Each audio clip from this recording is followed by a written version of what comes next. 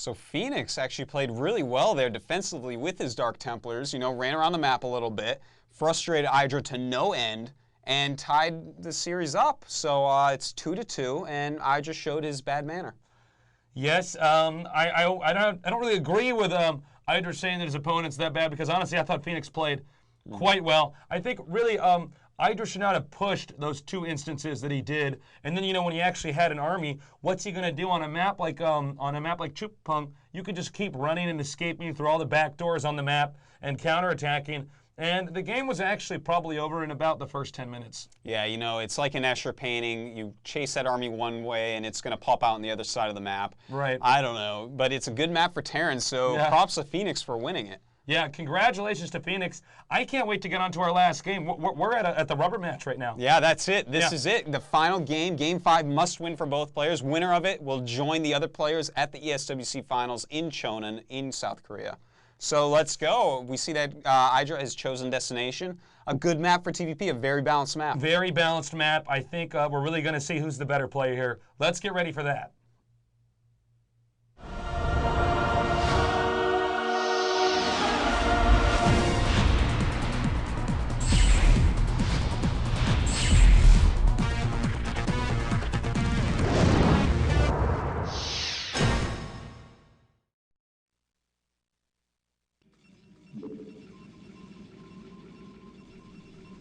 Okay, this is it. This is the final game overall. It is tied up 2-2.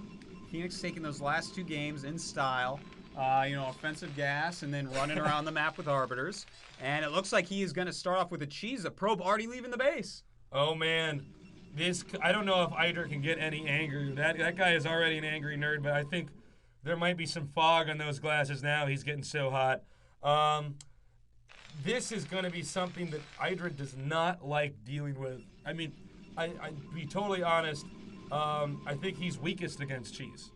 And we really got to come up with a new word besides cheese, because cheese makes it sound like it doesn't involve strategy or timing or something like that. But I mean, basically, technical rushes are something that IdrA is not that great at. Yeah, I think that's a very good word for a technical rush. You have to plan the cheese out at least somewhat. Like, okay, I'm going to force the Zealot through the Spider Mines at this point to force those DTs in. I gotta cut 2 probes here, and then I gotta get this pylon positioned over here just in case this doesn't work.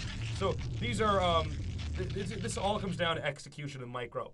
Yeah, and catching your opponent off guard is a big part of it as well. Yes. And that's what frustrates a lot of players. And we see that IdrA scouting extremely fast for this. And here comes the probe, maybe to take a gas. No, IdrA throws that gas up immediately. Now, I think that's almost what the Protoss would have wanted, because the gateway's being made right now. Now, IdRA's, whoa, what's going on here? All right, so IdrA, he throws up the gas. It's going to be expensive for him to get a barracks up at this point. And beautiful blocking by that probe. That is huge. Take a look at that. Seconds count in a game like StarCraft.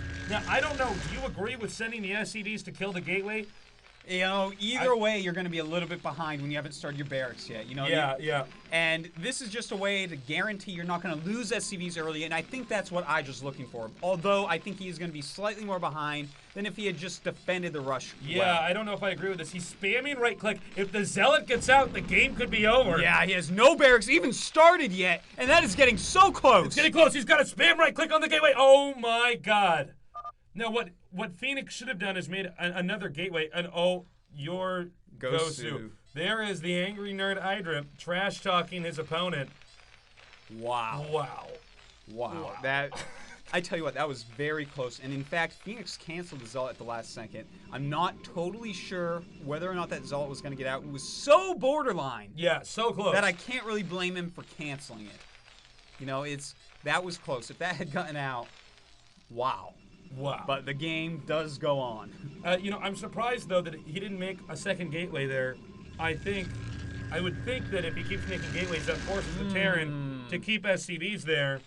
So I don't know if I agree with the way Fenix did this, because actually that's what I do when Terran does it to me. It works pretty well, because then they have so many SCVs not mining, and all you do is keep making probes, and then just tech normally in your base, because you're not losing that much money if you're canceling the gateways, and they're just sitting there with the SCVs.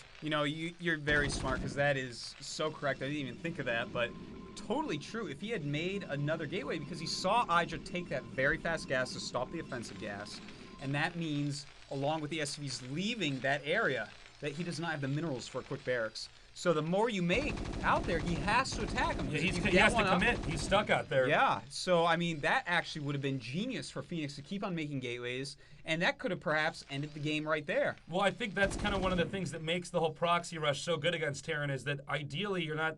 A really, really good Terran player is not even supposed to attack the gateways. Is supposed to defend, like you said already, because you can get stuck in this loophole where all your workers are suddenly out there attacking buildings that they have to attack, but Protoss can keep canceling.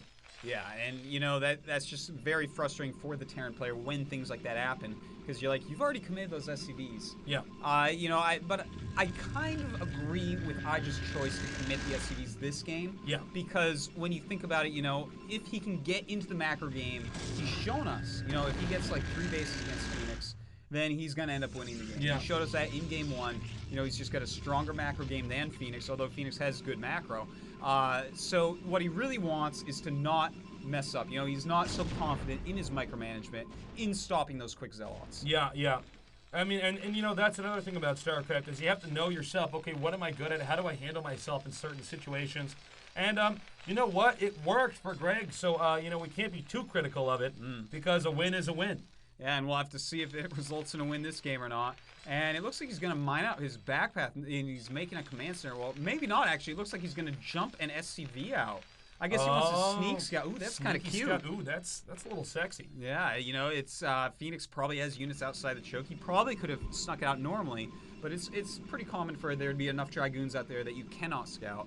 So to send something out the back, not only does he scout for any proxy robos or anything like that, but, his scout is probably going to get all the way into Fenix's main before he realizes it. Oh, absolutely. Well, we might see a starport up here or a second factory. Protoss is, I think there's a possibility of a Bulldog rush. I'm surprised Protoss didn't expand a little bit quicker, but we'll see. He is making that robo. He does have 2 gateways, so I don't think he's going to go for Observer because that's like the safest build in the entire game, 2 gateway Observer. Yeah. So, he is getting a show. You were right. You called it right on. It's looking like it's going to be a Bulldog. My nerd senses are tingling. Yeah, you are a powerful nerd today, Taste. I didn't ask for these powers, guys. Well, you know what? It's a Bulldog rush. For those of you who do not know, you make a bunch of ranged Dragoons, you put some Zealots in the shuttle, and you just drop the Zealots on the tanks and run the Dragoons in, and hopefully you win.